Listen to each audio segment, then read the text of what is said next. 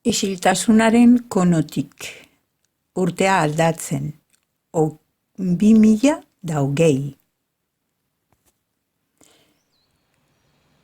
Dirudi, zerbait tinkoa baldin bada, dena muitzen dela, da. Erran nahi dut, aldi oro, momentu bakoitzean, espazio bakoitzean, dena aldakorra da. Dena aldatzen ari da. Naiz eta gu, batzutan, guk ez dugula, ez da ikusten ere. Ez dugu perzibitzen.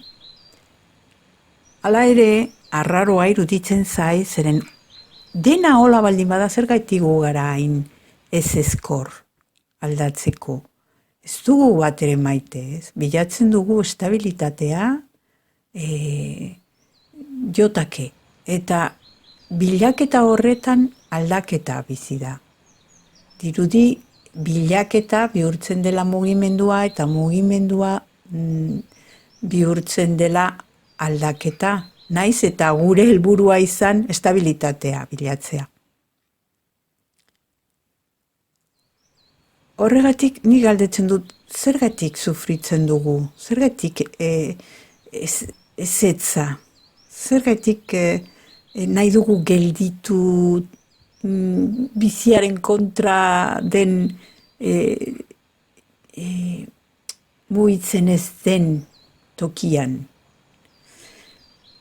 Bueno, oraintxe urte aldatuko dugu, ailegatu da, 2020, 2020, hamarkada ere bai aldatuko dugu, eta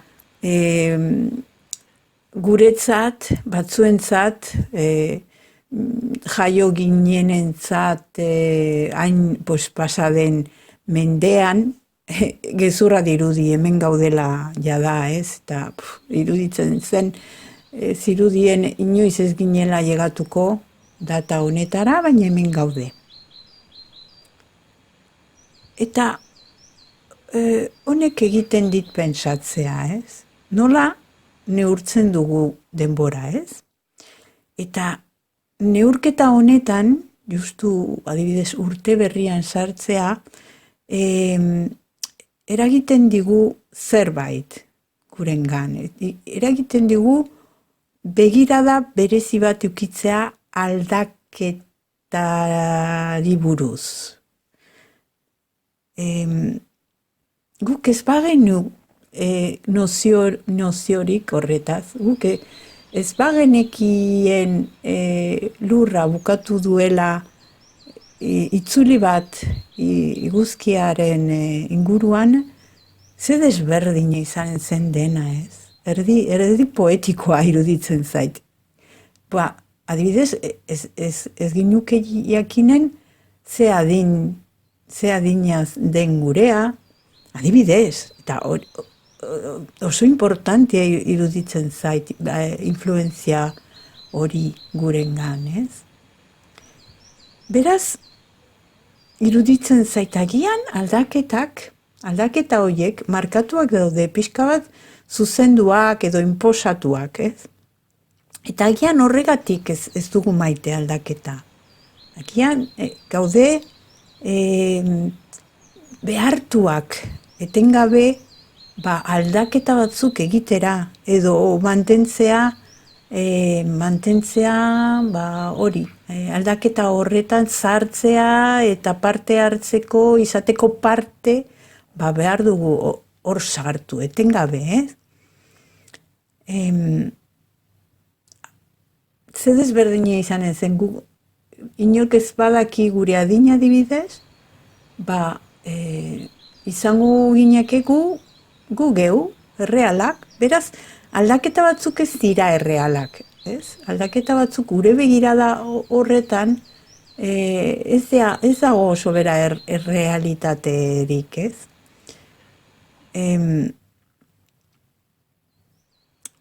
Azkenean pixkat manipulazioa iruditzen zait.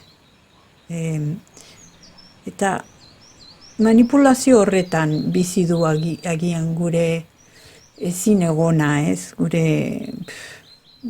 bakea falta aldaketen aldaketaren aurre. Zeren aldaketak benetan egiten baldin badira, bere zentzu honean erran nahi dut. Zentzua erran nahi dut ez kanpotik barrura baizik eta barrutik kanpora. Erran nahi dut, aldatzen dugunean zerbait barrundik, gero prozedura joaten da aurrera eta helburua ikusten da kanpoan, ikusten aldugu, visualizatzen alda.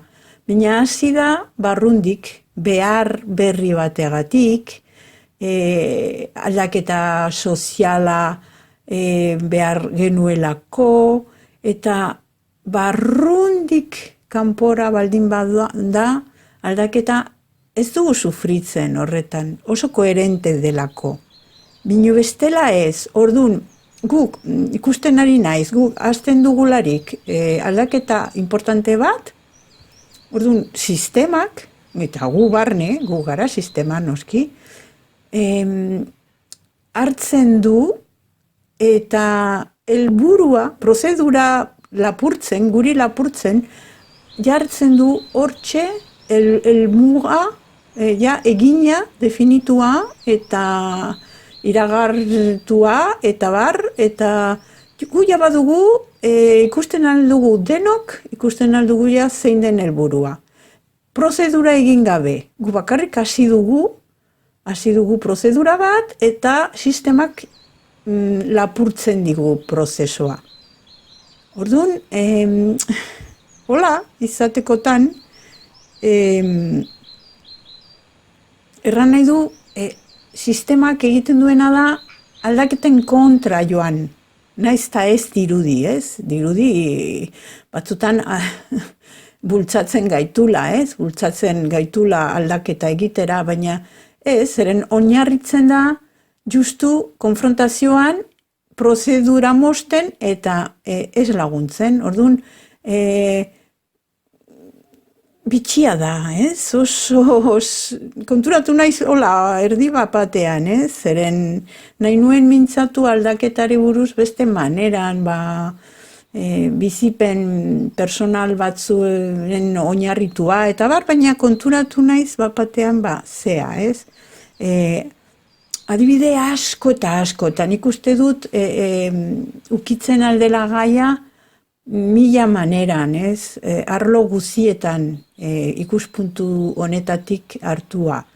Eta simpleki moda adibidez, ez? Moda. Partitzen bada beharra zure barrutik, eta nahi baldin moduzu aldatu arropa eta zerbait erosoago edo beste koloretakoa, pues ez da bat ere arazorik. Baina inposatuta dagoen modarekin bai sortzen da olako borroka eta ez egon bat, ez egona, ez? Eta askoz gehiago modak esaten baldin badu, meia edo lodia edo beltzarana edo nola izan behar zaren edo ze ideologia euki behar duzun, ez? Orduan, agian hor dago gatazka, nire ustez, inposaketan, ez? Aldaketak badaude, eta ez bizitzean prozedura, hor dago sufrimendua. Hiltzeko, adibidez, da aldaketa handia, guretzat, denentzat, eta nola hil behar zaren ere bai, errana dago, eta orduan konfrontazio bat dago, errealitatearekin, eta nola izan behar den gaia, ez? Eta gu hor, saiatzen egoten egon behar den tokian. Beraz, nola egin? Nola egin, ala baldin bada, nola egin? Printzipioz, erne egotea dirudi onena, ez? Ikusteko zer erraten diguten, eta jakiteko nora doa gaia, nora doa momentua. Baina oso inbasiboa da, oso bera denbora batzutan hartzen digu aktualitatea eta bere relatoa, eta agian onena da nire ustez, edo praktikoena, jartzea gure begirada ja errealean, gure behar errealetan, individualak eta kolektiboetan, ez? Eta hori izango zen onena, nire ustez.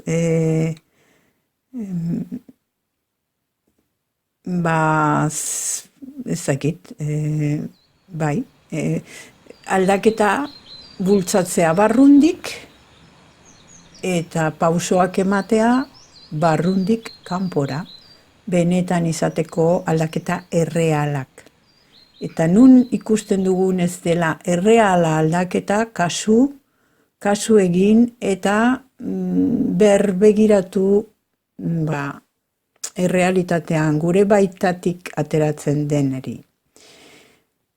Beraz, lurra bukatuko du laster bere buelta eguzkiari berriro ere, eta ni izan naiz hemen ikusteko.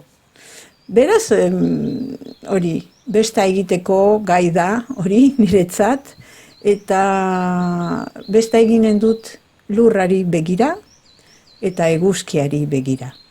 Konturatzeko zer den aldaketa, urte aldaketa hau. Laster arte.